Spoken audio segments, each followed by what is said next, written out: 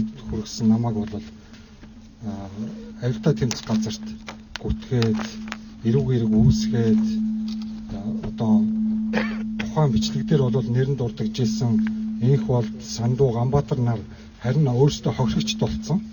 Би гинт хэрэгтэн болоод ингээ өөрцөн.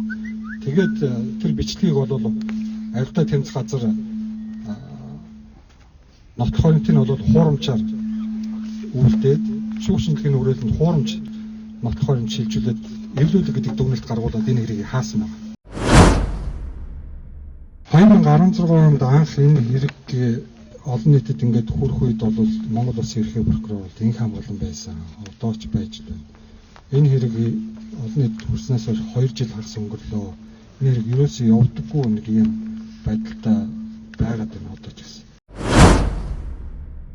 Монгол Улсын прокурорын байгууллага зөвхөн хууль захирагдаж хэн нэгнээс хараад судар үйл ажиллагаа явуулна гэдгийг бас би хэлхийг хүсэж байна. Хэн нэгний хэлсэн энэ гэмтрэг гэдэг одоо ингэж ярихаар бид тэрийг гэмтрэг татдаг. Хэн нэгний буруутай авчтай энэ гэхээр бид тэр хүний буруугаар ингэ татдаг. Ийм асуудал миний үед гарахгүй. Ийм асуудал миний үед гарахгүй. Ийм асуудал миний үед гарахгүй. 2016 онд анх энэ хэрэг олон нийтэд ингээд хүрэх үед бол Монгол Улсын ерхий прокурор бол инх хамгаалан байсан. Одоо ч байж байна. Монгол Улсын ерхий прокурор бол инх хамгаалан байсан. Одоо ч байж байна. Би хэн нэгэн хүнийг хэлбэлүүлж чадахгүй, хэн хүнийг хариуцлагаас болтохгүй гэдгээ би энэ жаас хэлхийг хүсэж байна.